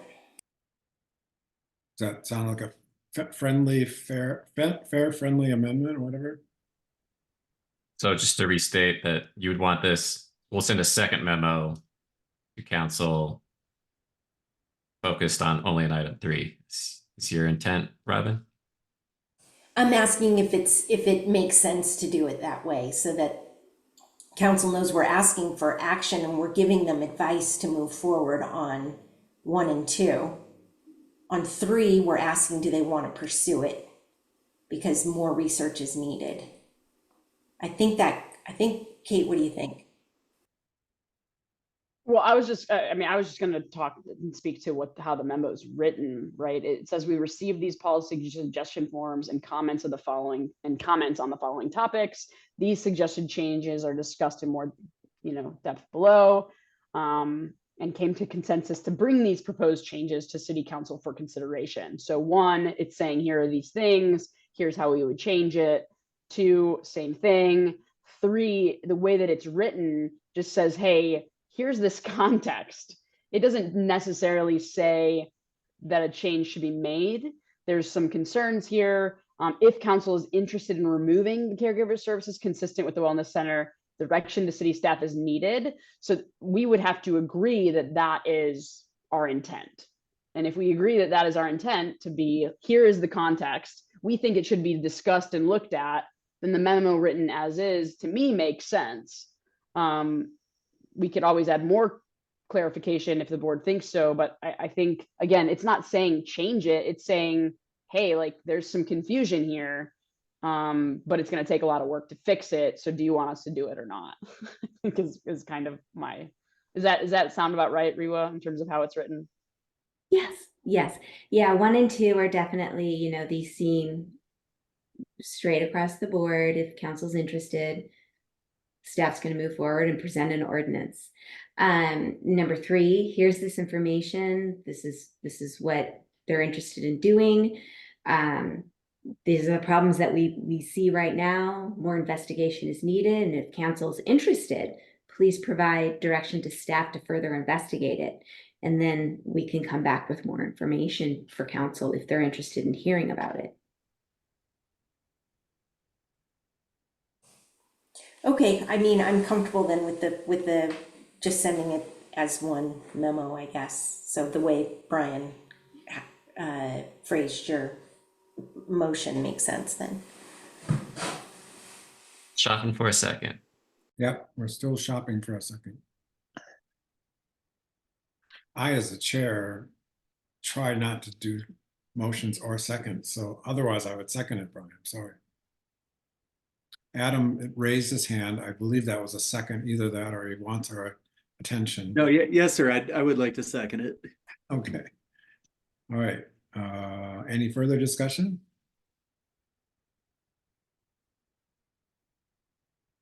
Seeing nobody raising their hand, want to do a roll call? Certainly. Vice Chair Keegan, Support. Member Foster, Support. Member Noble, Support. Chair Kunzman, Support. Member Christie. Support the motion. Motion passes 5-0. Okay. We have no agenda item 6. We have no policy suggestion forms for April. You sure Correct. that's not an April Fool's joke? I am absolutely positive it is not an April Fool's joke. Okay. All right. Matters from the city attorney. I have none, Chair. Okay. And let's move on to matters from regulatory licensing office. Certainly. In the packet, you will see the final draft copy of the CLAB feedback to council memo that was sent on that we talked about on March 4th. It has been sent to council and they will have that in their packet for retreat. And as previously requested in the March hearing, you also have a document with a link to the City of Boulder sales tax revenue report. There's a notation on that page, which will be included in all future board packets on how to access that and why there is the delayed reporting, just because taxes are remitted in arrears. So that's the information that was requested from Vice Chair Keegan. Also is the current list of cannabis business licenses within the City of Boulder. These are for currently issued only. And you will receive those per request of and consensus of the board in all future packets going forward. Does anybody have any questions about the revenue report or the cannabis business license list?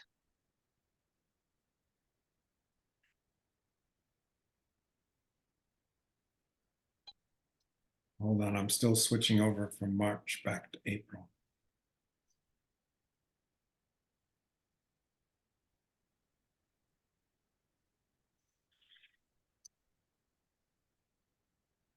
Anybody, so the key document that Kristen just mentioned is on page 93.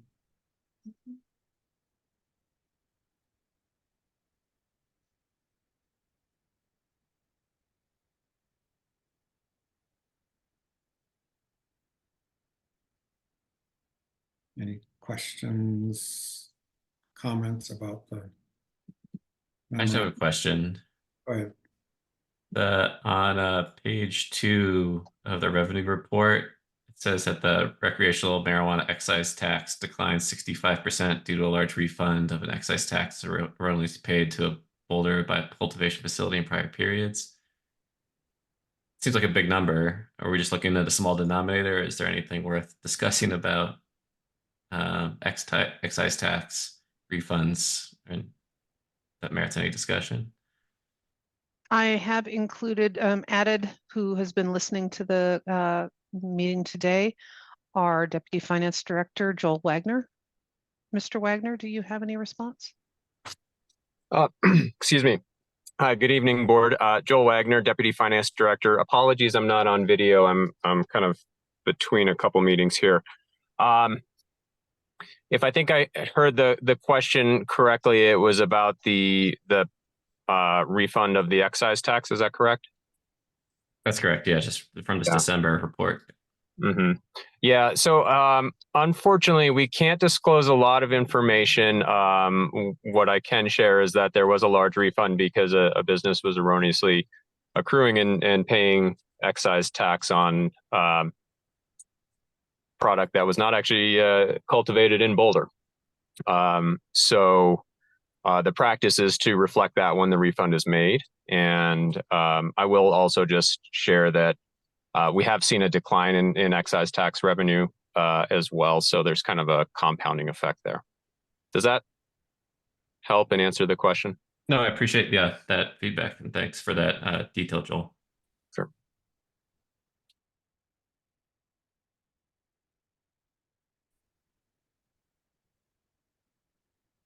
Are there any other questions for items from the regulatory office?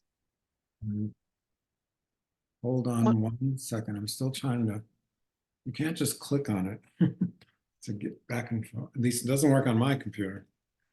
You have to download it and then click on it. Yes.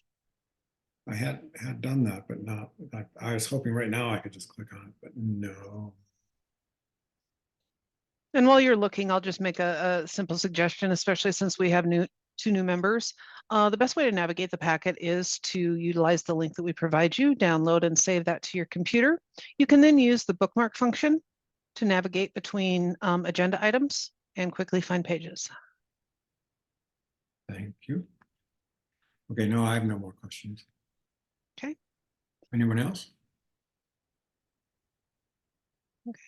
One final item from the Regulatory Licensing Office is the reminder that for the May CLAB packet and policy materials are due Monday, April 22nd.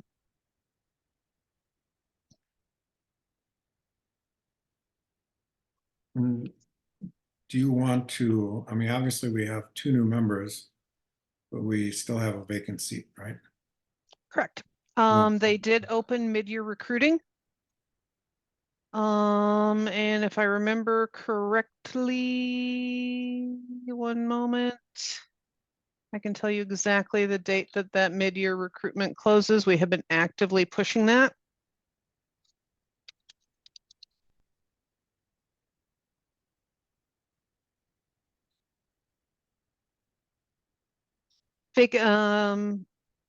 Recruitment is open through April 19th.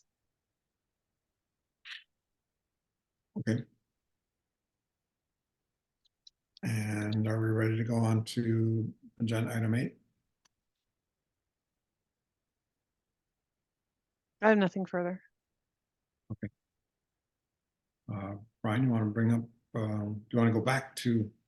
I guess, yeah, I don't know if this would be a formal motion, but like a nod of us, if we could direct staff to conduct some research and provide a memo about the curbside policies that were developed during COVID, whether or not we want to consider that as a recommendation to council going forward. And staff, help me if I could sharpen that in some way.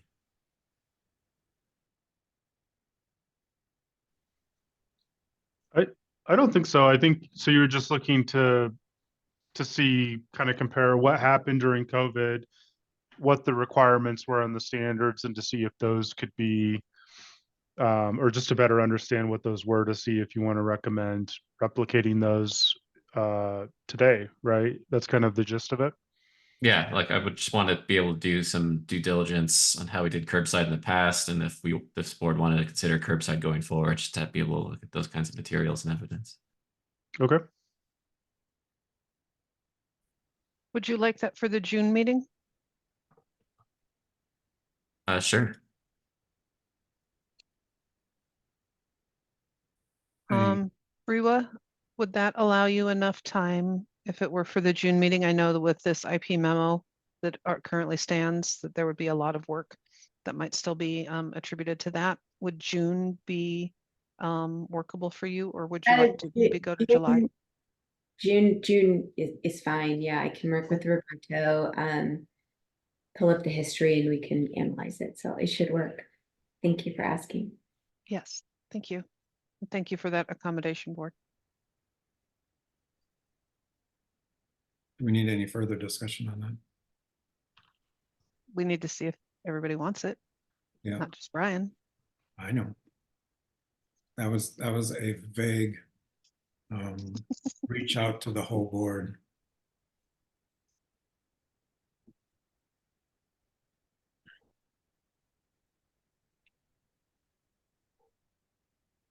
They seem pretty agreeable. Is there a way we could get something reflected? Like a motion, you mean? No, I don't need a motion. I can't capture Consensus. silence in minutes. Yeah. For anyone who is not in favor of that direction, I'm happy to take a look at it. And I think that's what you're asking, Brian, is give us the information so we can take a look at it. And that seems perfectly reasonable. Correct. I see some nodding heads there. That's almost acceptable. No objections then.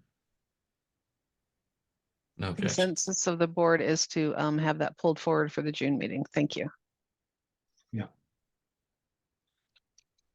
Okay. Is there anything else that we left back somewhere in the agenda? Or do you, Brian, or any other members of the board have any other issues you want to bring up today? Okay.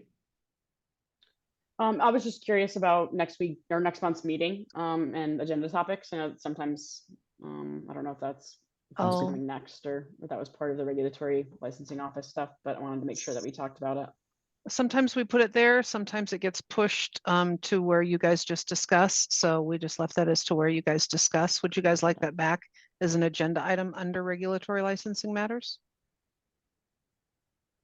Probably. Keep us honest. Do you have a list from past packets?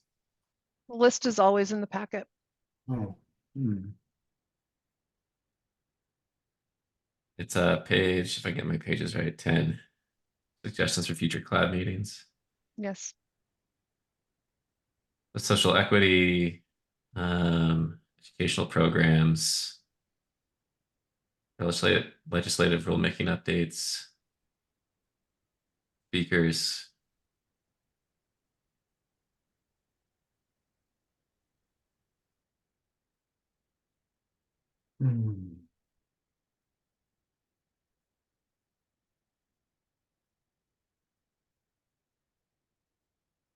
I'm not aware of anything being considered by the legislature. I could be wrong, but after the session closes in June, might be worth having like an update from staff if there is any legislation that passed through that's cannabis related that might impact Boulder. Brian, I just would comment on that I'm not aware of any big piece of legislation that's happened during the current term or that might happen over the next 5 weeks or so during the session. But the CU School of Public Health that has done some research on concentrates and implications did give a report to the, I believe it was the House Health and Human Services Committee and maybe the Senate Finance Committee, I want to say, with policy recommendations coming out of their research. And I'd be happy to share that through the next packet. The other thing that group is working on is a public health campaign. And I think it would be great to get a presentation from that group to see how we can, help locally in Boulder. And so I'd be glad to submit some of those things to Kristen for the next packet. And if we could have a 10 or 15-minute conversation in the next meeting about maybe next steps we could take on some of this stuff, I think that would be a positive step for us. So just to clarify, Robin, we each want to have a discussion as a board with those packet materials, but not necessarily with the authors or other representatives of that review board in May.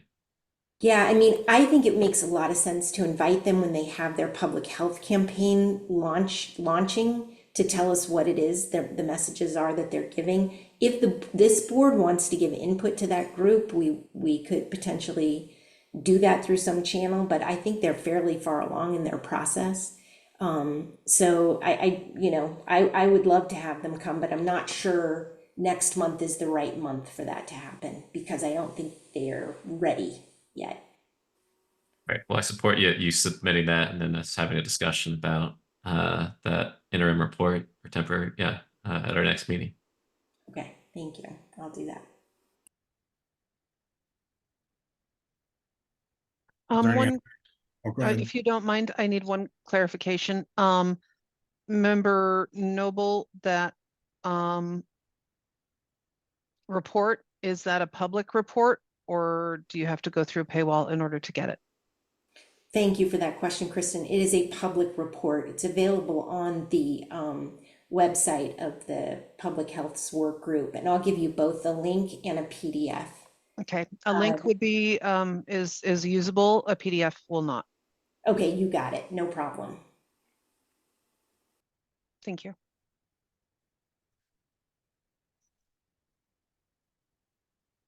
I was just trying to find it. Is it easily findable to the average person?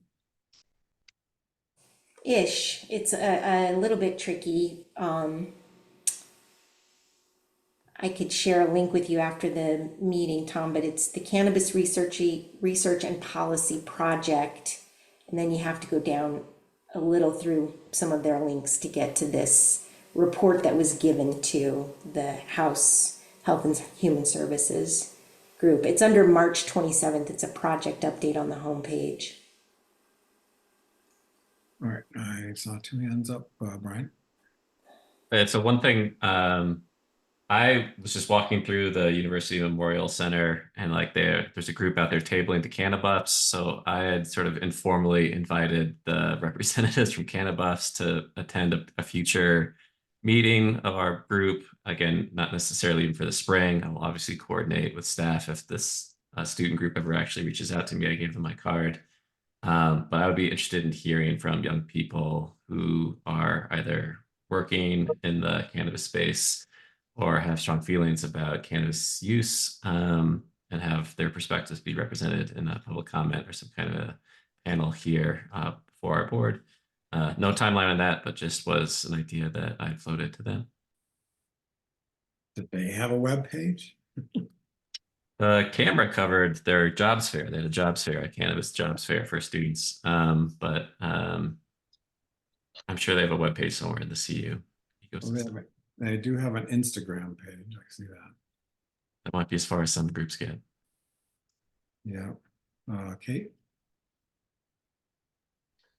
I was just going to say, I think that, if we do decide to have the group that Robin, mentioned to come on to the board, I would just encourage people to, when they're going through the research and the document that is shared, to like write questions. I think we could, as a board, do a better job of preparing, like coming with questions to prepare the speakers. I think we could just, as a speaker before, personally, I think it'd be nice to kind of provide some advanced questions and direction to which we'd be kind of interested in. So just as you're going through whatever Robin sends and this policy approach and presentation kind of stuff, that just think about what questions that we might want to ask, and then maybe we can send them those questions before they show up.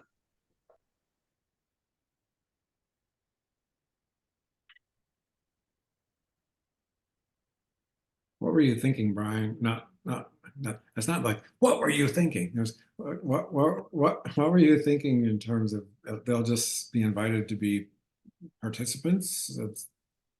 No, I mean, I'm like, recognize the work that Robin has done in this kind of space, but I think that it would be great to hear from young people, like on all sides of this issue, about how it is that cannabis is affecting their lives, what are policy considerations that they might want to have. And so whether that is CU students, high school students, medical patients, like all the above.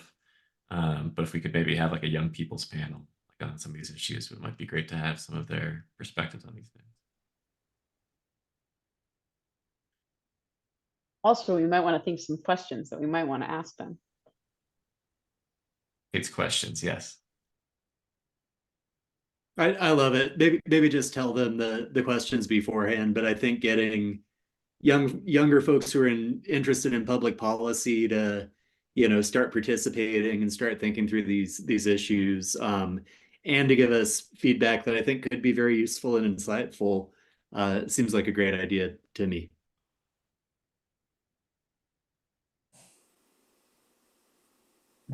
Trying to be careful what I next say, but I can see young people gathering together to support one side of a topic, but I'm wondering if there's another group that would support another side of the issue. And I'm looking to you, Robin, to see if you know of any. This is really tricky because we don't want anyone younger than 21 using these products. And certainly having people come to speak, I would want to do this in a very careful way with somebody like Avani Dilger, who runs a group for kids who are trying not to use any substances, could maybe give an alternate view versus some young person, pardon me, who wants to maybe liberalize things. It's a tricky thing. I think this is why we mostly rely on things like the Healthy Kids Survey to get kids input. So I guess I would want to take some care about it. If the group that Brian's suggesting is a group of 21 and up type CU students, I think that would be really interesting to hear what it is they're advocating for, what things look like on their campus, what they're seeing around them, who's enjoying the substances with no problems, and what problems are they seeing. I think that could be fantastic, and I would really, really support that. I would be careful about having people under the age of 21 come in to speak to us, because I think that can get dicey. Yeah, I share and second Robin's concerns. Brian, could you share the Westward article? I will text or email you that Daily Camera article for the Cannabis, yeah. I mean, I found it. I just didn't know if the group wanted it. It's Daily Camera, not Westward. It's Westward. Okay. Oh. At least the one I'm looking at right now. All right, I'll send that to Kristen to include in the May packet then, both. Is this Cannabis? The Cannabis, yeah. Is, and I apologize, I don't read Westward. Is it behind a paywall of any kind where you have to enter an email address or anything like that? Okay, then yeah, a link would be great. Okay. Any other? Can we look at, is there anybody else on this list going back to page 10, I believe it was? Anything else that we want to move forward to a meeting that's coming up sooner than later? Why do we have Jonathan Singer on here again? Those were just suggestions to have people come back. If it's no longer relevant, let me know and I can take it out. I mean, he's a nice guy and very personable, but I'm not sure why. And I like him as a person, but why is he on our list? It was a suggestion at one point. I'd have to go back through and listen to meetings to figure out why you guys kept him on the list. I might have even suggested, I don't know. But if there's no topic associated, then like Cinnamon Bidwell, we'd heard from her not that long ago, but it would be kind of interesting to hear what she's working on in terms of this breathalyzer, but as to its practicality and timing, hard to say. Yes, if you have changes that you would like made to this upon further reflection, just send me individualized emails and I can compile that for a future packet. Well, I think keeping Tristan on there makes sense. Like periodically, we should probably hear from Tristan Watkins. I think Tristan might have had a change in role, so that might be out of date now too. Maybe we should put the person's title, not their name. Robin? Thanks, Tom. My recollection was that list was a brainstorm that we'd done, and it's kind of been a holdover in the packet. Mhm. Because these things kind of come up. But one suggestion I would like to make is we have two new members, two new people with different ideas and perspectives. And if you all want to propose some things for conversation in the agenda, I would love to hear what you have to say and things we maybe should be looking at. And one thing that might be helpful is that section of what we submitted to the council this last month around what we're hoping to look at over the next year. That's in the packet. Along that line, Kristen, Andy, Riwa, whoever, when might we have a future retreat? Like February, when it's like a year off, or? Yeah, our retreats are traditionally held in the early spring. However, I don't believe there's anything that would prohibit, and Andy or Riwa, correct me if I'm wrong, for having a mid-year retreat if needed. With the current recruitment ending April 19th, I'm not quite sure when there would be a potential to have that. I mean, I would assume that it would be in the next probably month or two after recruitment ends, where the potential for that other seat to be filled. So if we want to look at like a potential fall, early fall. Yeah, and as long as it's properly noticed and the public has an opportunity to attend, I don't see anything that would prevent you from holding another retreat in person or whatever you want to do. Mhm. Well, I'll spill the beans. Adam and I had coffee today, and I think it was very worthwhile and productive to have a human interaction, which we could do in a retreat setting, and especially if we cultivated or fostered that opportunity to get to know each other a little bit better. Jacques knows us a little, at least a few of us a little bit, but I mean, just like they have stories that brought them to this board, we all have stories too. I will have more information about vacancy, filling that vacancy as it comes forward. And I will keep you guys apprised of that pace. And then if you would like, if you would like to wait and include that potential new member, or, you know, if the preference is to have one sooner, we can see about having that sooner.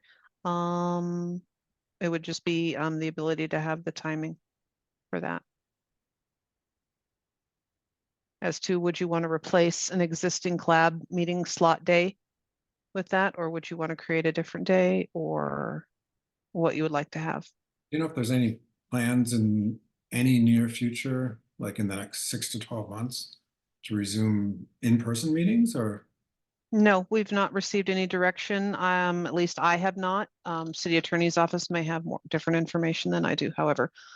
Although I do believe at last, when everybody was making their decisions, they did make their decisions at that time. Andy or Riwa, do you have any additional information on that? I don't. No, Riwa says no. Shakes her head. I mean, so I personally, I always find it helpful the time before a meeting and the time after a meeting, to get to know people a little bit. And so I guess, Adam, I appreciate you, the fact you reached out to me and we got together today. And I guess I would encourage anybody and everybody, as long as it's one-on-one, only 2 members. See, I remember, I got it, Kristen. You know, as much as you can find time for. Yeah, and we really, we weren't talking about specific policy proposals or anything that we were in the packet for today, but I'd love to have coffee with everyone on the board, really, just to get to know everyone a little bit and hear more about their background. But while obviously following all the guidelines as Tom and I did when we met today. But yeah, I think meeting in person personally, I find very valuable.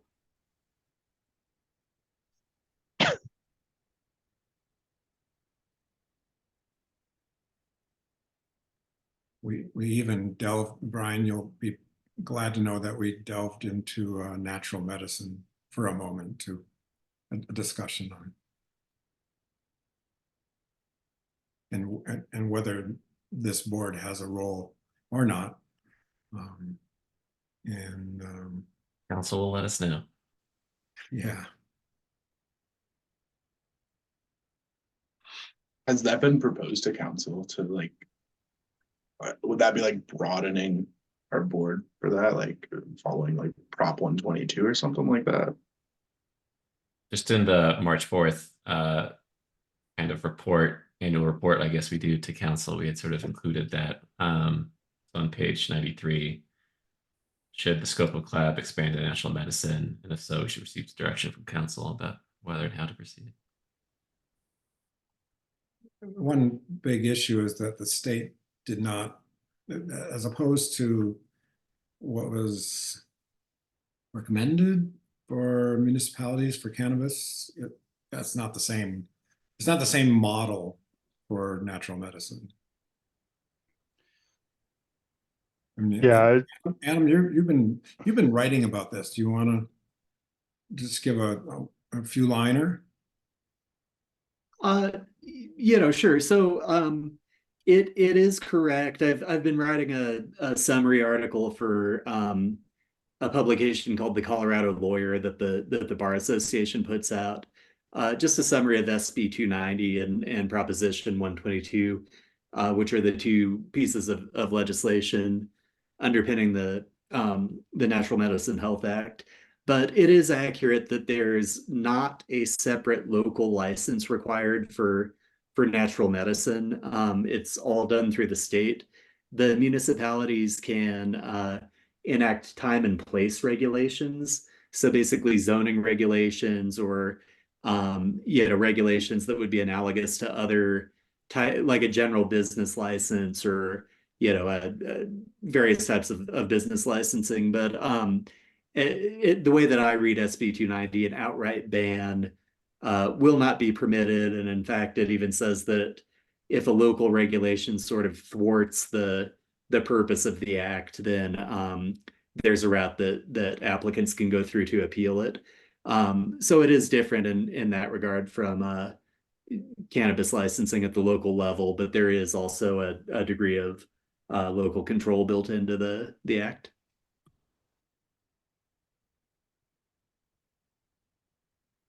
But Jock, there are some people that are quite capable and trained to guide people in the natural medicine process. There are also a lot of people hanging up shingles that have very little training or very little preparation, and because it's the Wild West here in Colorado.